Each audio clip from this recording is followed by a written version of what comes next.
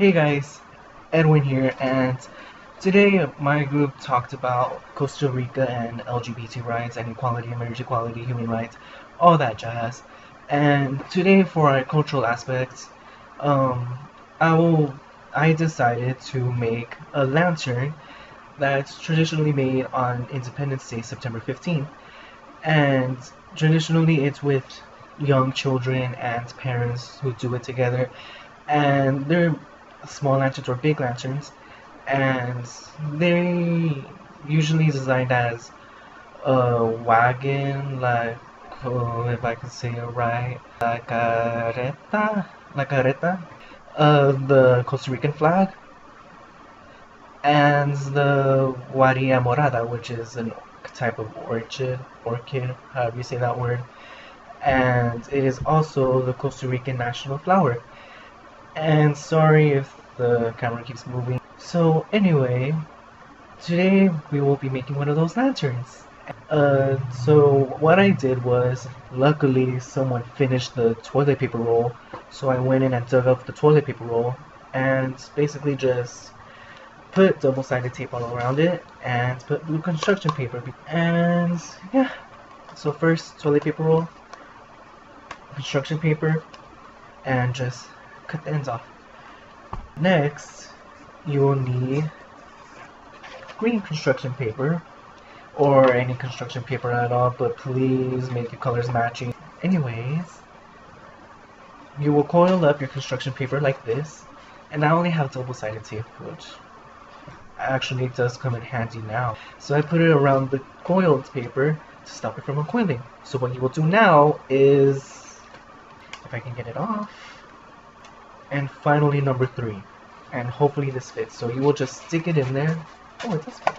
Make sure that the tape is touching the edges, and now use your baby scissors to cut it off. Now usually people, do designs, they punch them with those hole punchers that are already prepared with designs like hearts, stars, waves, but today I'm going the old-fashioned way. So you get your X-Acto knife from your art class and just ooh, yeah, this isn't exactly the way I wanted it to go, so let's just pretend that I punched beautiful little pretty stars and hearts all around it and that we all had a merry time. Next, you will get your blue construction paper, and as you can already see, I cut a little square off, or a rectangle, depending if it's irregular or not. So what you do now is you glue it onto your paper and glue it on there and let it dry. Okay, let's just pretend that the whole thing dried. So next, you have your handle from your green construction paper. So you take this little strip, you will glue one end, and you will glue another end. So you put one end this way, and one end that way. And now, if you're patient enough, you have to hold it down. Thanks, Martha Stewart.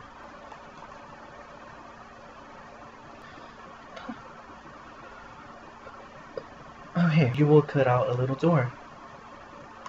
And this is where you would usually put in your candle or match. So that is that. And the final step. And it should look like this, with pretty little stars and pretty little designs around it. Okay, well that's it. And now it is time for food. But first, a word from our sponsors. Turns out I'm the sponsors. I know. I will tell you all about the fun facts about Costa Rica. Obviously not all because there's a lot of them, but let's see what we can get through. Number 1. Laura Chinchilla was the first female president of Costa Rica. Number 2. The national flower of Costa Rica is the orchid, or orchid. I cannot say that word. Number 3. Costa Rica has one of the most high literacy rates because education over there is free. Number 4. Costa Rica only takes up 0.03% of the planet's surface, but holds 5% of its biodiversity. There are over 130 species of fish, 220 species of reptiles, 1,000 butterflies, 9,000 plants, 20,000 species of spiders, and 34,000 species of insects. Number 5. The average life expectancy of 77 years is the highest in the world. Number 6. Costa Rica has no standing army, which was constitutionally abolished in 1949. Number 7. Costa Rica is the longest standing democracy in all of Central America. And that's it for the facts today. And now I will see you in the kitchen. Okay, maybe not in the kitchen yet, but I will tell you what we will need. You will need 1.5 cups of fresh squeezed orange juice, half a cup of cornstarch, 2 cups brown sugar, 1 tablespoon butter, 1 tablespoon of fresh orange peel that's grated, cinnamon sticks, mint leaves, and cherries for taste. So now I will see you in the kitchen. So step 1, get a saucepan. Put it on the stove and put it on the lowest heat level possible. And while you're doing this, make sure you have all your ingredients. Step 2, squeeze out the orange juice while the stove is heating the saucepan.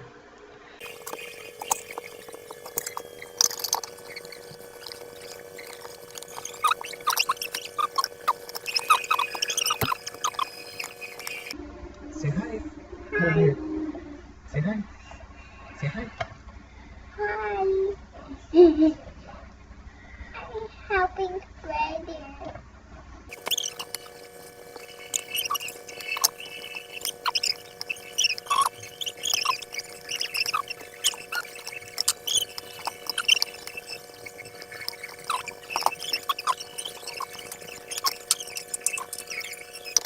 Step 3. Step 3. Sift the cornstarch so that way you get to break it up and not have clumps, which unfortunately I did not do and I got clumps. Step 4. Do the same thing with the sugar. And after you're done that with the sugar, mix the dry ingredients together, which I did not do and I should have done, which is why my Atole de Naranja came out the way that it did, which I will show you later on. Step 5. Get a separate bowl, pour all your ingredients together first, and mix them together. 6. Pour it into the saucepan and put it in medium heat. And right after you do that, get a spoon or a spatula, whichever you most prefer, and start stirring it until it's thick. 7. Put it in a container or something so that way you can serve it later easier. And put it in the refrigerator to let it cool down for 1 hour. Use a fresh orange peel as a garnish, but make sure you grate it. Grate the cinnamon sticks as well, and add a mint leaf if you want to. And that is it. And here is how it actually looks. I'm not sure if it's supposed to look that way or... Yeah, let me have a small taste test. Well, I'm not Martha Stewart, but it's pretty good, and when I say pretty good, it's probably pretty bad. But if you're brave enough, you can try some if you want to. And no, I'm not going to pay you to try it. So that is about it, and thanks for watching.